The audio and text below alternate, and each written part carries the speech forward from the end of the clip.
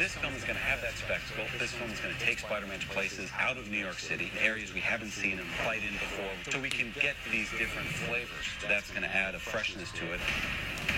Well, for every set piece, I'm trying to think of something that we've never seen before. We're envisioning a big set piece on the Washington Monument. And as the lift goes up, with all of his classmates in, the bomb goes off.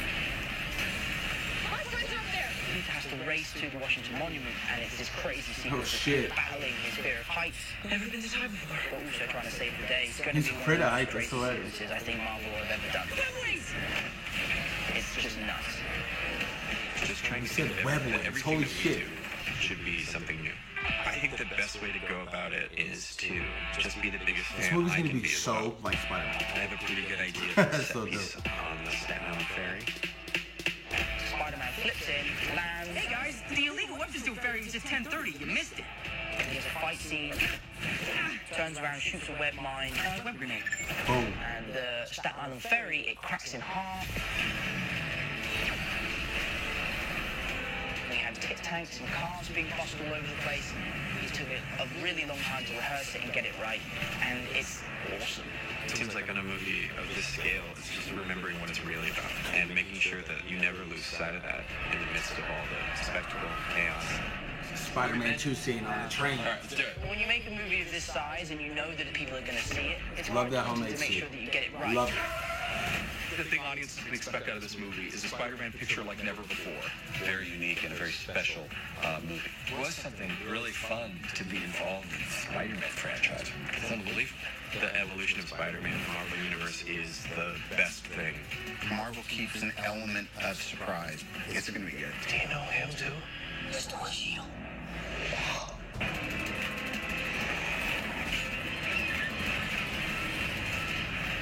The whole cast, when we're all together, it's been such a delight.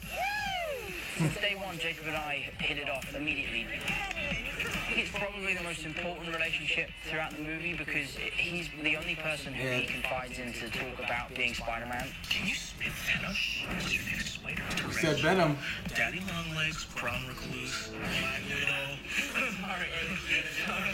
So I almost see Ned as a sort of shrink, you know, someone he could just really let out to. His best friend. What is it like being famous when nobody knows you? It's crazy. Should we tell everyone?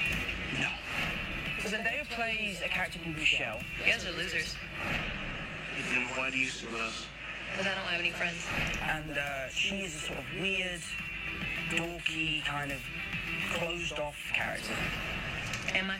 But she seems to follow Peter and Ned around quite a lot. She's really brought something very cool to that character and something very interesting and unique. Can we go already? Because I was hoping to get in some light protesting kind of one of the embassies before dinner. I don't think I had like a big reaction to being a part of this movie until like Comic-Con. I was like, yo, this is real. Gotta do it, man. Comic-Con's for real. But she's super cool to me because I feel like usually what she says is very real. Can't believe you guys are at this lame party. You're here too. One of the main differences in previous movies is that we don't really have a bully. His main rival is Flash.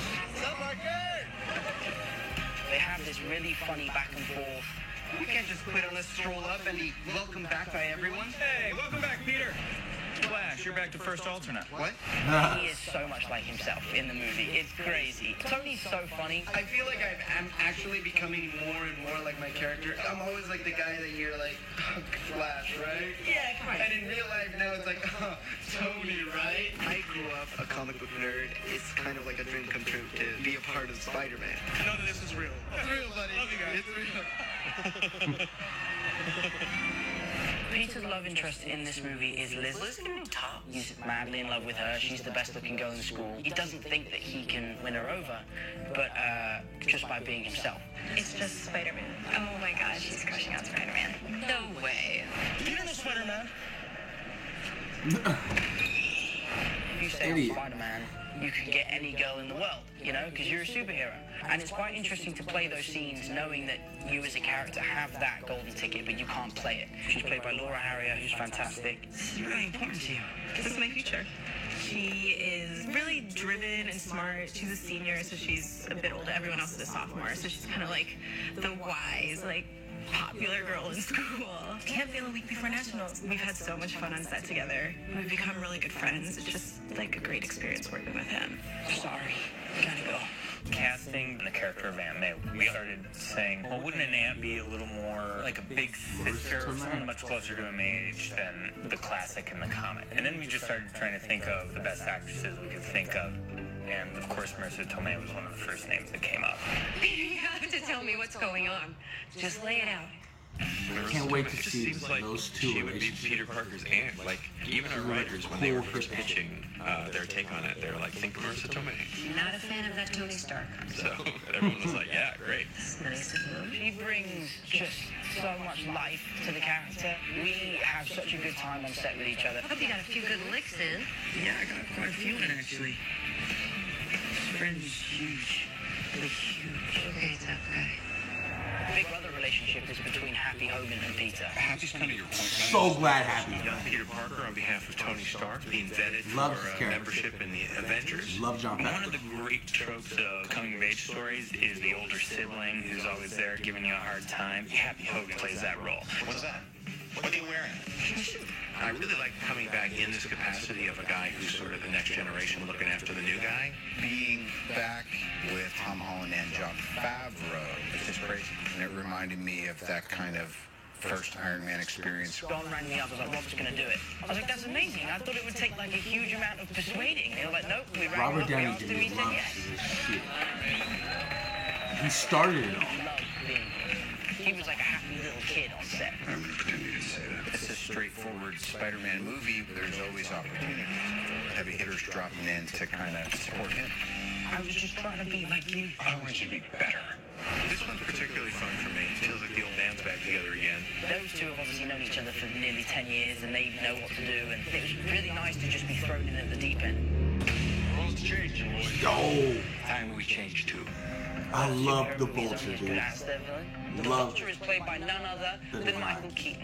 Look The at main this bad shit. guy in the movie is going to be the Vulture. The Vulture's realizing this is blank mark, trading in MCU relics. They need to sell this stuff on, and we're going to kind of see that guy's rise in this criminal underworld.